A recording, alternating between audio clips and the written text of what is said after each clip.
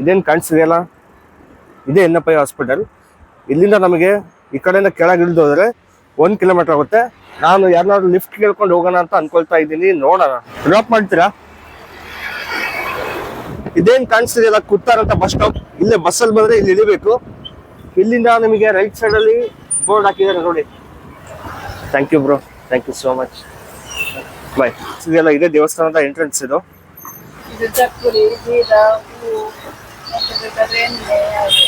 ಹಾ, ಎಸ್, ಹೂ ಚಕ್ಕಲಿ. ಇದು ಏನಿದು? ಬೀಡನಾ? ಇಲ್ಲಿ ದೇವಸ್ಥಾನಕ್ಕೆ ಬಂದ್ರೆ ಇದೇ ಕೊಡ್ಬೇಕಾ? ಇಲ್ಲಿ ಅಜ್ಜನ ಸ್ಥಳ. ಇದು ತುಂಬ ಹಿರಿಯರಿಂದಲೂ ಬಂದದ್ದು. ಹೀಗೆ ಈ ಕಟ್ಟು ಹಾಗೇ ನಡೆಯುತ್ತಾ ಇದೆ. ಈಗಲೂ ಹೀಗೆ ಜೀರ್ಣೋದ್ಧಾರ ಆಯಿತು. ಎಲ್ಲ ಜನಸಂಖ್ಯೆ ತುಂಬ ಪವರ್ಫುಲ್ ದೈವ ಹೊರಗಜ್ಜ. ಸ್ನೇಹಿತರೆ, ಎಲ್ಲರಿಗೂ ನಮಸ್ಕಾರ. ಎಲ್ಲರೂ ಚೆನ್ನಾಗಿದ್ದಾರೆ ಅನ್ಕೋತಾ ಇವತ್ತಿನ ವಿಡಿಯೋನ ಶುರು ಮಾಡ್ತಾ ಇದ್ದೀನಿ. ಇವತ್ತು ಕೂಡ ನಾನು ಒಂದು ವಿಶೇಷವಾದ ಸ್ಥಳಕ್ಕೆ ನಾನು ಕರ್ಕೊಂಡು ಹೋಗ್ತಾ ಇದ್ದೀನಿ. ನಮ್ಮ ತುಳುನಾಡಲ್ಲೇ ಫೇಮಸ್ ಆದಂತ ದೇವಸ್ಥಾನ ಇದು. ಎನ್.ಎಫ್.ಐ ಹಾಸ್ಪಿಟ್ಲಿಗೆ ಬಂದಿದ್ದೆ. ನನಗೆ ಎನ್.ಎಫ್.ಐ ಹಾಸ್ಪಿಟ್ಲಿಂದ ಬರೀ 1 ಕಿಲೋಮೀಟರ್ ಆಗುತ್ತೆ ಅಂತ ಅಂದ್ರು. ಅದಕ್ಕೆ ನಾನು ಇವತ್ತು ಕೊರಗಜ್ಜ ಸ್ವಾಮಿ ದೇವಸ್ಥಾನಕ್ಕೆ ಹೋಗ್ಬೇಕಂತ ಡಿಸೈಡ್ ಮಾಡಿದ್ದೀನಿ. ಇದೇನು ಕಾಣಿಸ್ತಿದೆಯಲ್ಲ, ಇದೇ ಎನ್.ಎಫ್.ಐ ಹಾಸ್ಪಿಟಲ್. ಇಲ್ಲಿಂದ ನಮಗೆ ಈ ಕಡೆಯಿಂದ ಕೆಳಗೆ ಇಳಿದು ಹೋದ್ರೆ 1 ಕಿಲೋಮೀಟರ್ ಆಗುತ್ತೆ. ಕುತ್ತಾರ್ ಅಂತ ಬಸ್ ಸ್ಟಾಪ್ ಬರುತ್ತೆ, ಕುತ್ತಾರ್ ಅಂತ. ಆ ಕುತ್ತಾರ್ನಲ್ಲಿ ಇಳಿದು ಸ್ವಲ್ಪ ಮುಂದೆ ಹೋಗ್ಬೇಕಂತೆ. ಆದಿ ಸ್ಥಳ ಕೊರಗಜ್ಜ ಸ್ವಾಮಿ ದೇವಸ್ಥಾನಕ್ಕೆ. ಬಸ್ಸಿನ ವ್ಯವಸ್ಥೆ ಕೂಡ ಇದೆ ಇಲ್ಲಿ. ಎನ್.ಎಫ್.ಐ ಹಾಸ್ಪಿಟ್ಲಿಗೆ ಯಾರಾದ್ರೂ ಬಂದ್ರೆ ಎನ್.ಎಫ್.ಐ ಹಾಸ್ಪಿಟ್ಲಿಂದ ಬರೀ 1 ಕಿಲೋಮೀಟರ್ ಆಗುತ್ತೆ, 1.2 ಕಿಲೋಮೀಟರ್ ಆಗುತ್ತೆ.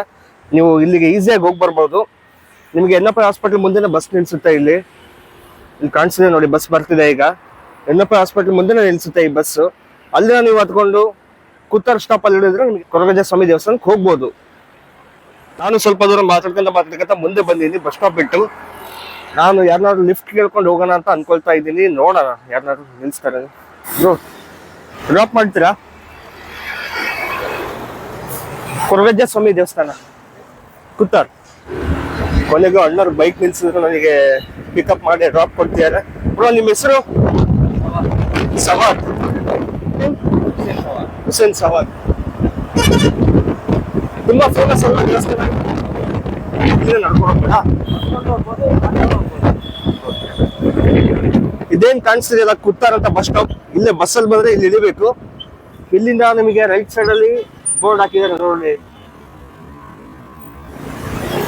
ನೀವು ಅಲ್ಲಿಗೆ ಹೋಗ್ತಿದ್ದೀರಾ, ಆ ಸೈಡ್ ಹೋಗ್ತಿದ್ದೀರಾ ಅಥವಾ? ಹೌದಾ, ನನಗೋಸ್ಕರ ಡ್ರಾಪ್ ಮಾಡ್ತಿದ್ದೀರಾ? ಓ, ಬಸ್ ಸ್ಟಾಪ್ ಅಲ್ಲಿ ಇದ್ದು ಸ್ವಲ್ಪ ದೂರ ನಡಿಬೇಕಾಗುತ್ತೆ ಅಲ್ವಾ? ಹಾ, ಎಲ್ಲಾದ್ರೂ ಆಟೋಸ್ ಅಲ್ಲಾದ್ರೂ ಹೋಗ್ಬೋದು ನಾವು. ಹಾ, ಸ್ವಲ್ಪ ಇದೆ, ನಡಿಬೋದು, ನಡ್ಕೊಂತ ಬರ್ಬೋದು. ಒಂದ್ 5 ಮೀಟರ್ ಒಳಗೆ ಆಗುತ್ತೆ. ತುಂಬಾ ರಶ್ ಇದೆ ಅನ್ಕೋತೀನಿ ಇವತ್ತು. ಓ, ಸಂಡೇ ತುಂಬಾ rush. Thank you bro, thank you so much, bye. ಇದೇನ್ ಕಾಣಿಸ್ತಿದೆಯಲ್ಲ, ಇದೇ ದೇವಸ್ಥಾನದ ಎಂಟ್ರೆನ್ಸ್ ಇದು. ಇಲ್ಲಿ ಸುತ್ತಮುತ್ತ ಎಲ್ಲ ಅಂಗಡಿಗಳಿದಾವೆ ನೋಡಿ. ಏನಾದ್ರು ತಗೋಬೇಕಂದ್ರೆ ಇಲ್ಲೇ ತಗೊಂಡ್ರೆ ಒಳಗಡೆ ಹೋಗ್ಬೇಕು. ಏನ್ ತಗೊಂಡ್ ಹೋಗ್ಬೇಕು ದೇವಸ್ಥಾನಕ್ಕೆ? ಇಲ್ಲಿ ಏನ್ ಹೇಳಿ?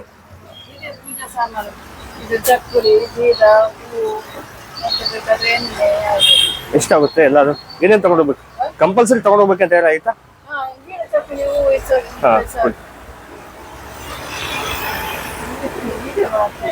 ಹಾ, ಎಸ್, ಯೂಟ್ಯೂಬರ್ ನಾನು. ಏನೇನಿದೆ ಇದ್ರಲ್ಲಿ? ಹೂ ಚಕ್ಕಲಿ. ಇದು ಏನಿದು? ಬೀಡನಾ? ಇಲ್ಲಿ ದೇವಸ್ಥಾನಕ್ಕೆ ಬಂದ್ರೆ ಇದೇ ಕೊಡ್ಬೇಕಾ? ಇಲ್ಲಿ ಇವ ಚಕ್ಲಿ, ಬೀಡ ಮತ್ತೆ ಹೂವು. ಅದು ಬಿಟ್ರೆ ಮತ್ತೇನ್ ತಗೊಂಡ್ ಹೋಗ್ತಾರೆ ಇಲ್ಲಿ? ಎಣ್ಣೆ ಕೊಡ್ಲೇಬೇಕಂತ ಏನಿಲ್ವಲ್ಲ? ಹಾ ಹಾ.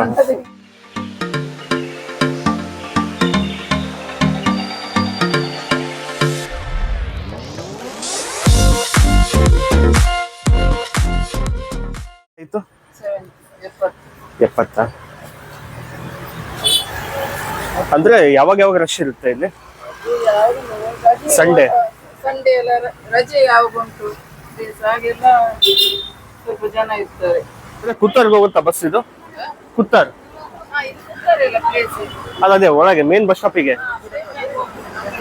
ಶೌಚಾಲಯ, ಸ್ನಾನಗೃಹ, ವಿಶ್ರಾಂತಿ ಕೊಠಡಿಗೆ ಹೋಗ್ಬೇಕಾದ್ರೆ ಈ ಕಡೆಗೆ ಹೋಗ್ಬೇಕು ನಾವು.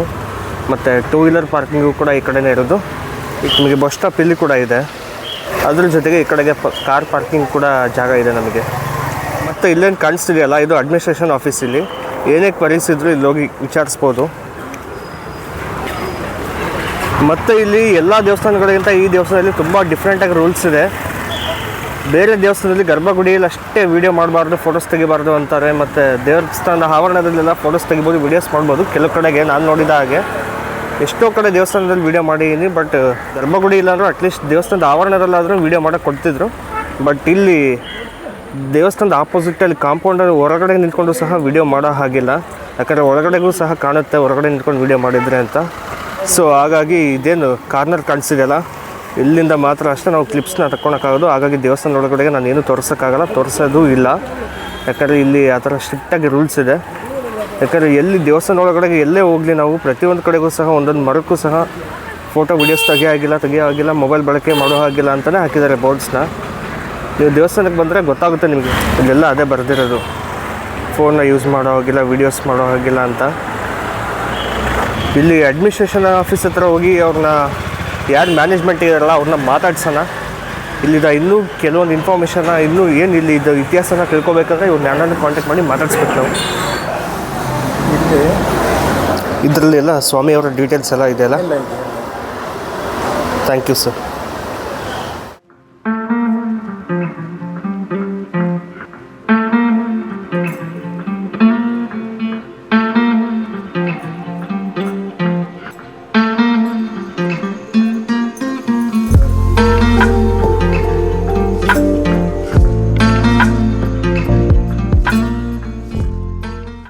ಸರ್ ನಮಸ್ಕಾರ.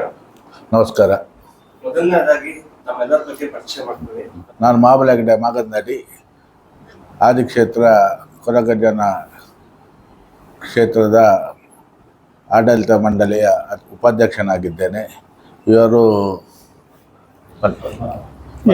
ಪದ್ಮನಾಭ ಶೆಟ್ಟಿ, ಗೇಣಿ ಮನೆ ಬಾಲಿಕೆ, ದೇವಿ ಪ್ರಸಾದ್ ಶೆಟ್ಟಿ ಮಾಗದನಡಿ. ಅಡ್ಮಿನಿಸ್ಟ್ರೇಷನ್ ಹೌದು ಹೌದು ಮ್ಯಾನೇಜ್ಮೆಂಟ್ ಅಡ್ಮಿನಿಸ್ಟ್ರೇಷನ್ ಮ್ಯಾನೇಜ್ಮೆಂಟ್. ಹೌದು. ಸರ್, ಈ ದೇವಸ್ಥಾನದ ಇತಿಹಾಸದ ಬಗ್ಗೆ ನನಗೆ ತಿಳಿಸ್ಕೊಡ್ತೀರಾ?